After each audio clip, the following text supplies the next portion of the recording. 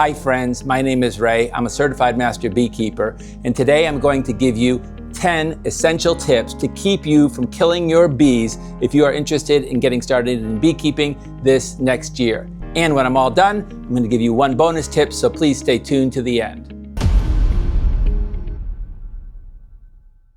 Before we get started, let me just mention something to you. Beekeeping is the easiest way to lose a lot of money. Well, maybe not the easiest way. I guess there's other ways now that I think about it. But let me put it like this. It is an easy way to lose a lot of money. You can be really frustrated. You can kill your bees in the first year. I'm going to try to protect you from that by going through 10 essential foundational tips to help you with your beekeeping journey. Please pay attention to all of these. I'm going to do them kind of rapid fire. I'm going to expand on them just a little bit, enough to tease you so that you can continue to do your research and preparation if you're interested in getting started in beekeeping this year. All of them are important, so don't skip over any of them. And if you'll follow these 10 tips, I guarantee you're going to have a much greater success in year number 1 than if you were to ignore these. So consider this your guide, your high-level guide to getting started with beekeeping. Here we go. Let's jump in. Tip number 1. Of all 10 tips, this is probably the most important tip of all. Learn local. The way you keep bees in Minnesota and the way you keep bees in Florida is completely different. And if you take your tips from somebody that's up north and you live in the south or vice versa, you might just kill your bees because you're not doing what you need to do for your bees and your environment. Beekeeping is hyper-local. So if you can learn locally, that would be the best way to learn. I know this personally.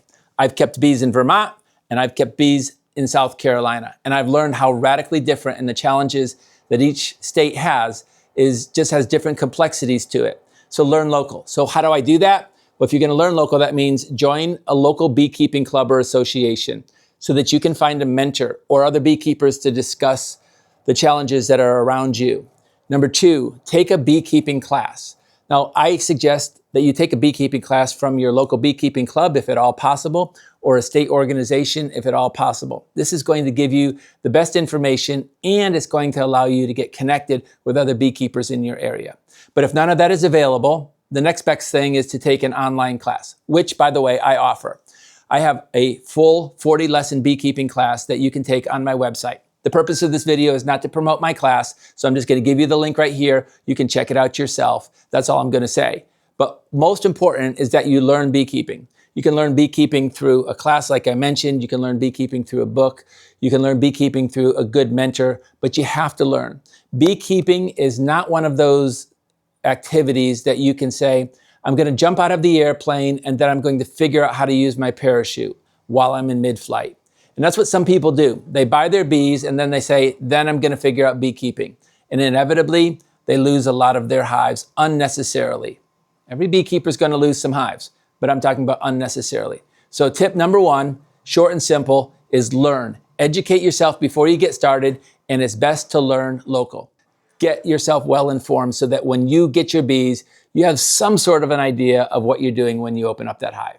Thanks for joining me today on this video. I hope you'll hit like and subscribe so that you can be notified when we post new videos each and every week about bees and beekeeping. Tip number 2, check your local area zoning laws and rules and regulations. Now this is a little bit boring, I know. I'm just going to touch on it real quick. But there are some areas of the country that you are not allowed to keep bees, especially if you live in subdivisions or restricted areas. There are some places where there are local laws that have setback rules where your beehives have to be such and such a distance from other people, fence lines, etc. Find out whether or not you actually can keep bees. If you fail to do this, you can be fined, you can have some legal troubles if somebody gets attacked by your bees, and you can also lose your bees or be forced to sell or get rid of your bees. So make sure you check your local area and make sure you can keep bees. Now, most parts of the country are pretty bee friendly. However, there are some areas that you may have some restrictions on. People will be watching this video from all over the United States and other countries as well. And so if you think there's any concern for you in regard to keeping bees on your property, make sure you check it out. Also, check out maybe how many bees you can have, because there are some areas where you can have 1 or 2 beehives on your property, but that's it, because they don't want you filling up your backyard with 40 beehives and you live on a 1/4 of an acre. And so make sure you check any regulations that are in your area regarding how many beehives you can have and what your zoning regulations are. Let's move on to tip number 3. Okay, tip number 3, start with 2 hives. Now, if you can only afford one hive, that's okay. But if you can afford to start with 2 hives, you're going to have a much better experience. There's so many reasons for this. I'm just gonna hit a couple of highlights for some of these reasons. I teach a whole session on this whole concept because I think it's so important. But let me just hit a couple of highlights. Number 1, it's gonna help you to learn.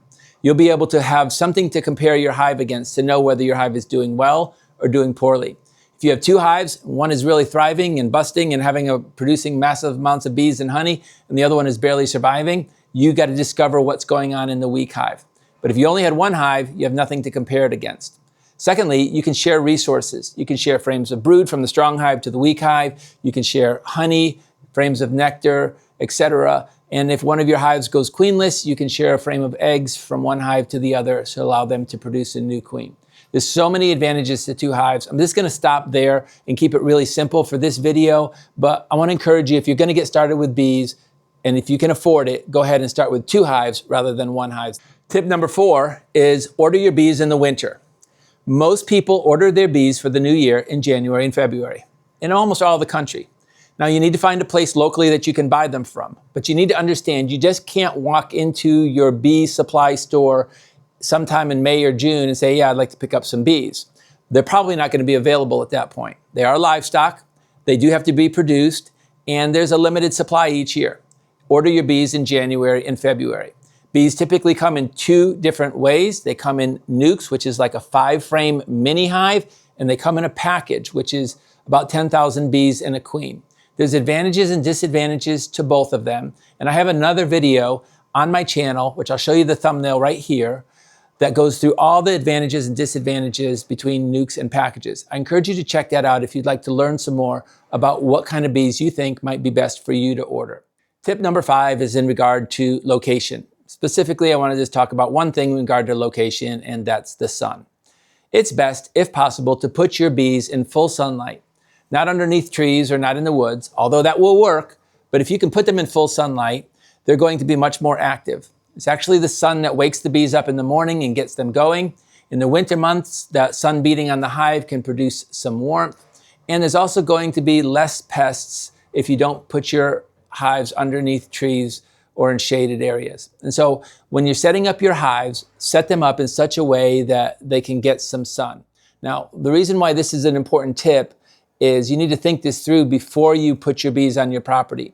Because once you put your bees on your property, the bees are going to do these things called orientation flights, where they're going to orient themselves to your environment.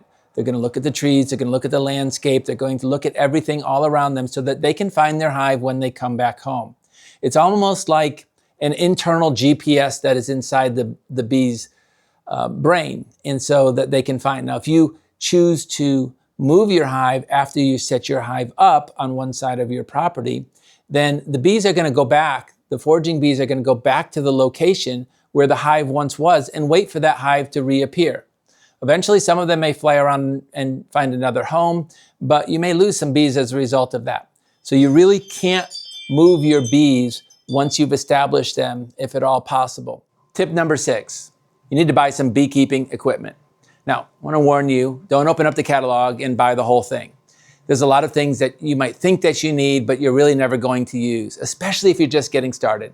Let's start inexpensively. Make sure that this is going to work, and then you can add on to your equipment later on. Here are some essentials that you need to have. But before I get there, the number 1 thing is you got to decide what type of hive. My opinion is just stay with the tried and true Langstroth hive style. There's all kinds of specialized hives and insulated hives and hives where you can turn a little dial and the honey will come out. And all of those can work and they all have a place. And honestly, the bees don't really know the difference about what kind of hive they're in anyway. But for you, as far as just using a standard beekeeping setup, just start with the tried and true Langstroth hive. And then if you want to add some other things later on, you can. I like to put it like this. Learn how to drive a sedan before you buy a Hummer or you buy a sports car. Just learn how to handle the basics first of beekeeping, then add on to your operation as you see fit. A couple things that you need. Well, you're going to need a hive kit. Your basic box, your deep, which is your brood box on the bottom, your honey supers above it. Usually hive kits are going to come with a top cover and a bottom board on the bottom. You're gonna need to purchase a hive kit. I'll give you a picture of one that is pretty standard here. It's an 8-frame. I personally like 8-frame equipment. 10-frame is also very popular. The choice is up to you and how strong your back is. You're going to need a bee suit. Again, here I suggest a half veil. I know a lot of beekeepers, because they're a little scared, they're going to start with a full bee suit that goes all the way down to their shoes, includes the pants and the jacket all together. But eventually that becomes either cumbersome, or in the middle of summer it becomes too hot and they wish they just had a veil. Usually thick jeans will protect you enough from any bee stings. That's my opinion, but if you feel safer in a full suit, then by all means go ahead and get you a full bee suit. You're going to need a couple of basic tools. Now I have another video on my channel where I show you everything I carry out to my beekeeping yard. You don't need everything that's in here to get started, but you're definitely going to need a hive tool. This is my favorite. It has a J hook on it, as well as all the other traditional parts of a hive tool. And this is the one that I reach for the most when I'm working with my bees. And so this might be one that you want to consider. You definitely need a hive tool. You definitely need a bee brush to be able to gently brush the bees off of the frame so that you can read the frame and see what's going on in your hive, especially in the brood nest area of your hive, to make sure the queen is laying, etc. And you're going to need a smoker. This is going to be essential for you as a new beekeeper, for you to be safe and to keep the bees calm while you're doing your inspection. Now there are vapor smokers. I have several videos about vapor smokers on my channel, but they're very expensive. Hold off on them. Just go with the traditional wood smoker at the beginning. It's your least expensive option to get started. And by the way, I almost forgot, you need gloves. Now, I'm not a big fan of the leather gloves because they're very cumbersome and difficult, but they do offer the most protection.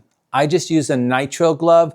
You may not be ready for that when you start. Buy whatever gloves you feel most comfortable are going to give you the protection that you need. When I said bee suit earlier, I kind of meant also including bee gloves along with that as well. That's all I'm going to say about equipment. There's a lot more detail we could go into, but this is just kind of a high-level overview to get you started in beekeeping this year. Tip number 7, feed your bees, especially when you're getting started. If you buy bees, there's no furniture in the house. They've got to build out all of that comb in order to have a place to lay eggs and store food, etc. So buy a feeder. Now this is an internal frame feeder. You pour your sugar water in here, gives easy access to the bees, and it also protects the sugar water from attracting pests like yellow jackets that you can have if you put your feed anywhere on the outside. This is what I use often. I also will use simple mason jar with a few holes in the top. I usually put this on top of the hive in the inner cover or through a hole through my top cover, and so that the bees can access it. Whatever way you choose to feed your bees is up to you. My only suggestion is try to protect the feed in your hive so that external pests or robber bees can't get at it. But you need to feed your bees. Giving them all of that incoming carbohydrates that they get from sugar water is going to stimulate them to be able to draw out more wax, which is essentially furnishing the house so that they have a place to be able to truly function. When they find real nectar out in the environment, then they'll stop taking the sugar water. So if they stop taking it, stop giving it to them for a while.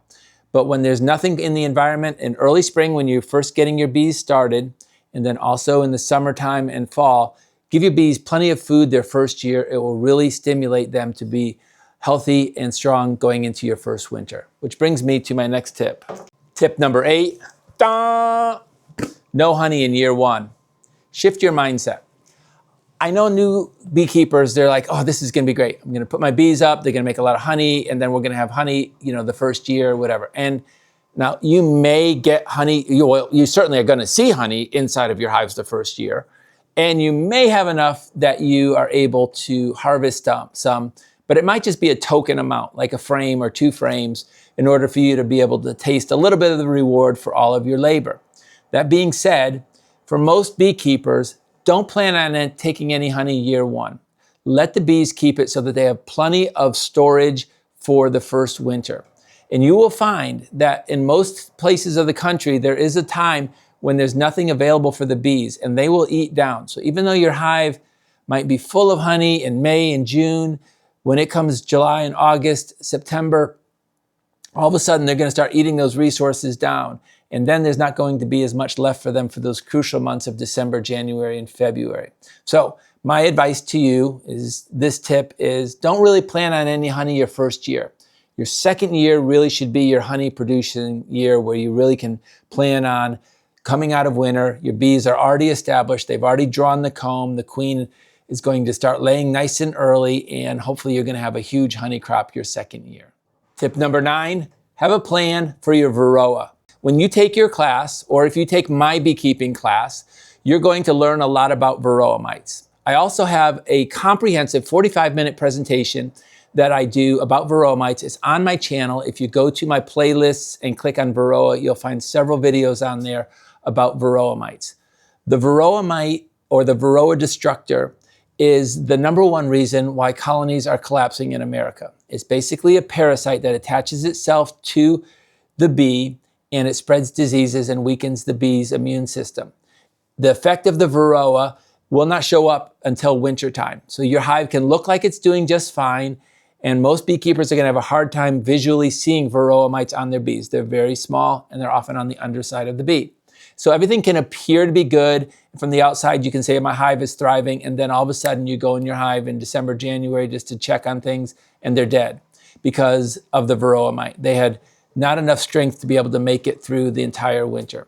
So you've got to have a plan. Now, the purpose of this video is not to give you a plan. However, my other videos will definitely help you with getting that plan established for your bees. But you've got to have a plan for testing. You've got to have a plan for treating your hives throughout the first year. So take some time. You're definitely going to learn about it in your beekeeping classes. There's plenty of videos on my channel. There's plenty of videos on YouTube about Varoa mite. But do not go into beekeeping without having an understanding of the Varoa mite, how it reproduces, what it does to your hive, how to test, and how to treat. Tip number 10, and by the way, don't forget I've got a bonus tip coming in just a minute. Tip number 10 is inspect your hive regularly. Now, you don't want to pester your bees and be in there all the time and annoy them. It's unnecessary. The bees really can take care of themselves. However, for you as a first-year beekeeper, it's important to inspect your hives regularly for 2 reasons. Number 1, by inspecting your hive, you will be able to learn about how a colony functions just by observation.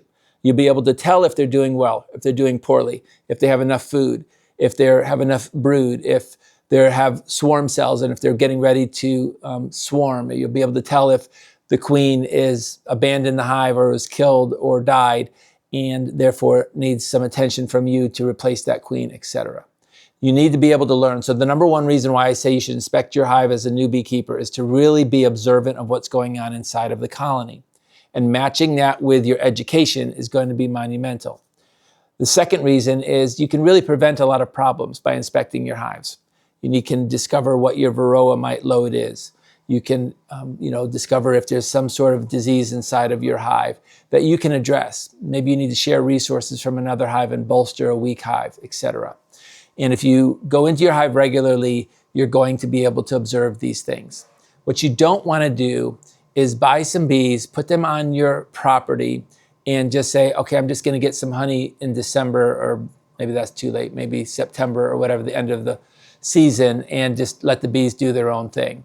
Because without you inspecting them and knowing what's going inside of the hive, there's a good chance your bees are going to die. And the whole purpose of this video is that you don't kill your bees in year number 1. All right, which leads me to my last tip, my bonus tip, I guess we'll call it, and that is don't be discouraged. Every beekeeper is going to lose bees. Every beekeeper has to go through a learning curve. No matter how much book knowledge you have, being able to apply that properly in your hive takes a lot of time.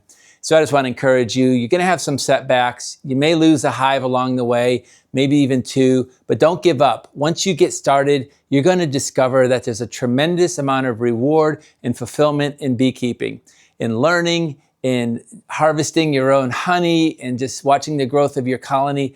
There are some times that beekeeping can be downright discouraging and even difficult. That's why when you get part of a community and you have a mentor, it makes the journey a lot more pleasant. So my last tip to you is don't be discouraged if you have some setbacks your first year or even your first couple of years. You can be successful, you can do it, and I hope this guide will give you some high-level overview of what you need to do to get started in beekeeping if you want to get started in beekeeping this year.